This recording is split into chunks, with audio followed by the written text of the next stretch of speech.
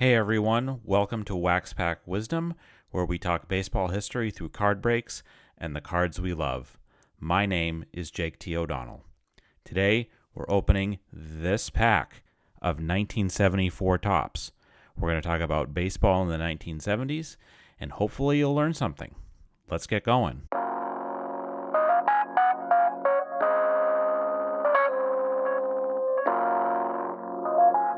All right, so there are a few valuable cards in the set to discuss that we're going to be on the lookout for, in addition to sort of, famous players from the era. But most prominently, the 1974 top set has Dave Winfield's rookie card. It also has the first card in the set. The card numbered number 1 is a Hank Aaron card that is considered pretty valuable. There's also a valuable Reggie Jackson card in this. There is a valuable Mike Schmidt card in this that I actually have in my personal collection, but we'll see if we can find it in this pack. There's also a Nolan Ryan card of some repute in the set. One of the more famous cards in the set was a mistake, actually, that was sent out. Willie McCovey, his card, he was playing for the San Diego Padres at the time. There were rumors after the 1973 season that the Padres were going to move to Washington, and that they were going to Washington, D.C. They were going to replace the Senators, who had recently moved to Texas to be the Rangers. So Topps jumped the gun, and they put out a McCovey card and a few other Padres players' cards with the name Washington at the top for the player team, and then sort of the city, and then the bottom part it just said National League. They corrected the mistake. They eventually sent out the right cards. However, a bunch of the cards that say Washington on the top are still in circulation. So let's see what we find in this pack. I'll also just point out that this is the oldest baseball card pack that I have personally ever opened. 1974 is before I was born, so I feel like I know some things about this era, but there might be testing the limits of my knowledge a little bit here. So let's open up this pack and let's see what we find inside. All right, so the first card is Kurt Bevacqua. He was traded, I guess, in 1974 to the Pirates. Sorry, and Kurt Bevacqua was a pretty good sort of a long-time utility player. He played around quite a bit. There's a sort of a famous story. I think it was he got into a verbal tit for tat with none other than the great Tommy Lasorda, and I would it's pretty not safe for work, I think, what was said in that exchange, but I would encourage people to go and try to find the Kurt Bevacqua, I think it was Tommy Lasorda, their back and forth. So kind of a funny one.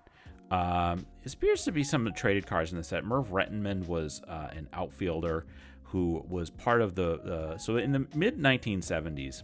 And you can actually kind of tell on this card, and I wonder if you can kind of tell. Well, you can't really. They strategically used a Kurt Bevacqua card where you couldn't really see the top of his hat, but you can tell the hat and also maybe even the sort of red on the uniform there. It's definitely airbrushed, definitely made to look like this was the technology that Topps Baseball had in the mid 70s to try to make a card seem like. It was the place that he had been traded to, as opposed to what the picture originally was. And we can kind of see here Merv Rettenman. Since he gets Rettenman, it looks like he was with the Orioles before that, so he's wearing an Orioles hat before. I love this. I love this look back here, looking like the newspaper from the old days. Pretty cool to see. Merv Rettenman went to the Reds, and the thing to note about the Reds is that this was their best era. They were sort of called the Big Red Machine. They won the World Series in 1975.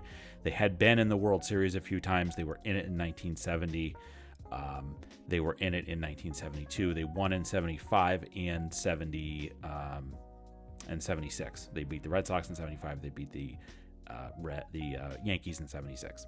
And Rettenman would have been part of a group of outfielders on that team. I think he was a reserve. The starting outfielder of that team was like all-star level players, and George Foster, Ken Griffey Sr., and Cesar Geronimo.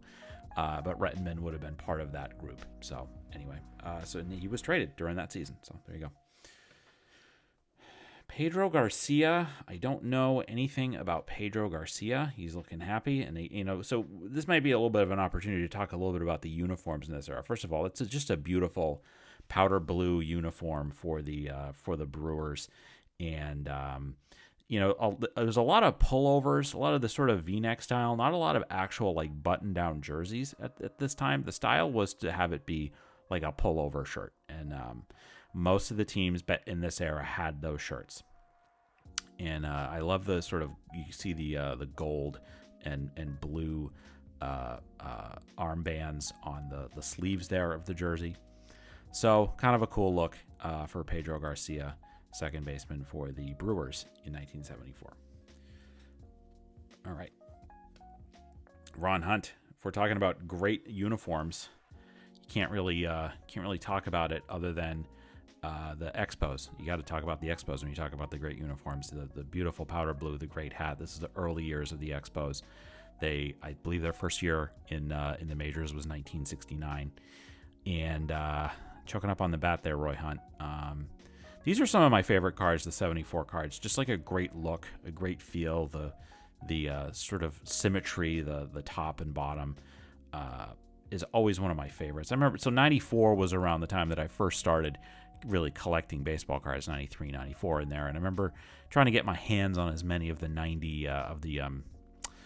74 cards as I could, because it was like the 20th anniversary of those cards. So it was cool to have them. And this is again, great look. So they do. So again, I just mentioned that, a lot of the uniforms, they didn't have the button downs, but the Expos did apparently in 1974. So there you go. All right, let's see what else we got. Pittsburgh Pirates.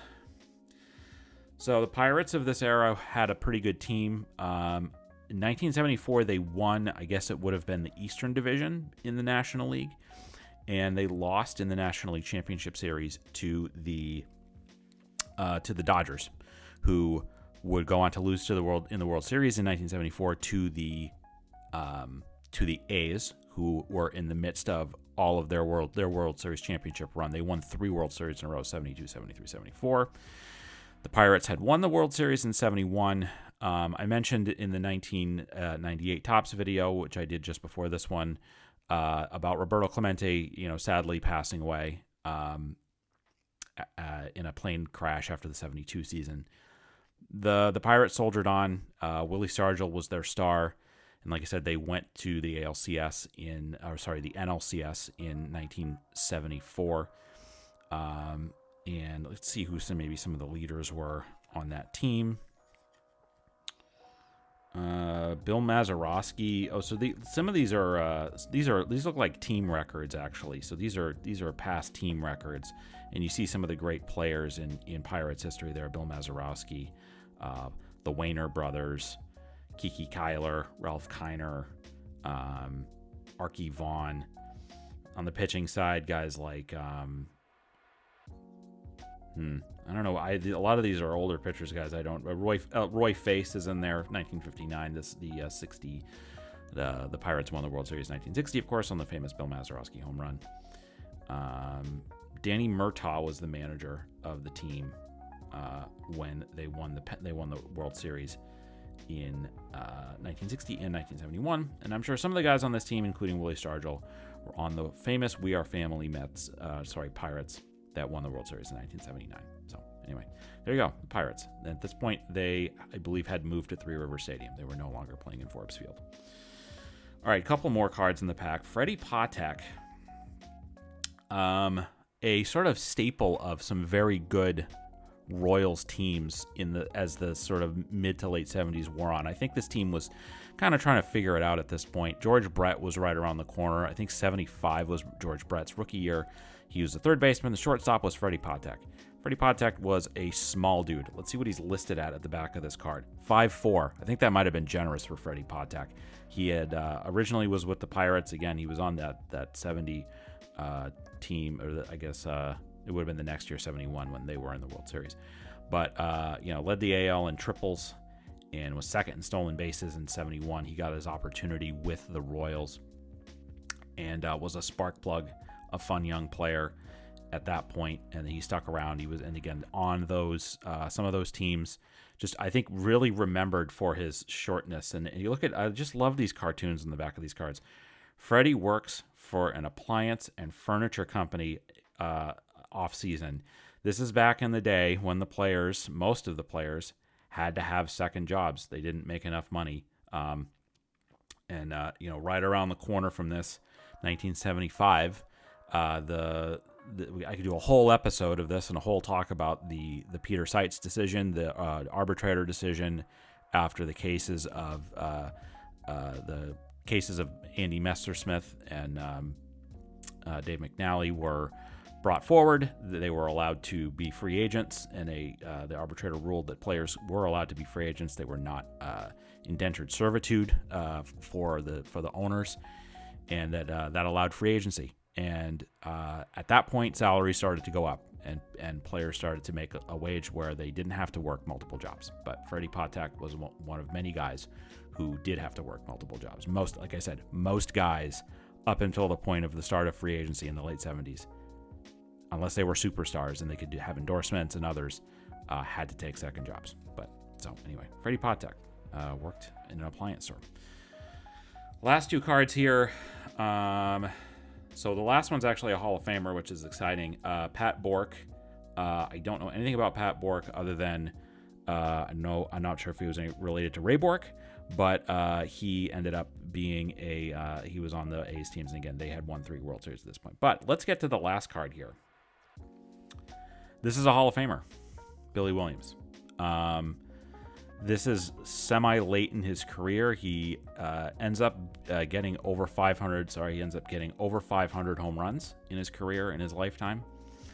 And I think he ended up with, I'm going to say it's either he had 512 or he had 521 home runs. It was somewhere in there.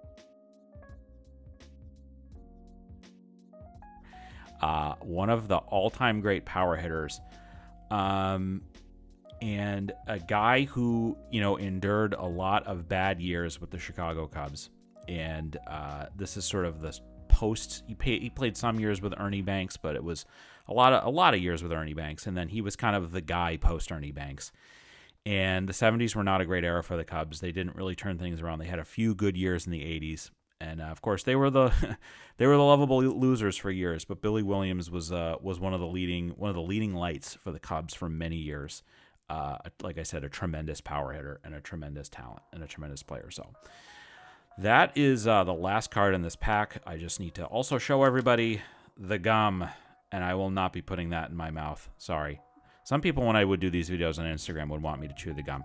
I ain't chewing the gum from 1974. Sorry, guys. It's almost 50 years old. Anyway, this has been fun. A good pack of 74 tops. We have a Hall of Famer in this pack. We're gonna look up this one and see what it might be worth out there on the market. But thank you very much for watching. We always appreciate when people watch, when they watch these videos. If you like this content, if it was interesting to you in any way, shape, or form, please subscribe to our channel. We're gonna have a lot more great content coming. We have we love doing these videos. We love spreading the word about baseball cards, about the history of the game. Please follow Wax Pack Wisdom on all social media channels. The links are in the bio below. We also have a link below to our list of all of our favorite nonprofits and charities. It would be really great if you could check that out. Support one of them if you're able to give back. That's a huge reason why we do this. But thanks again so much for watching. We hope you enjoyed it, and we'll see you next time on Wax Pack Wisdom. Take care.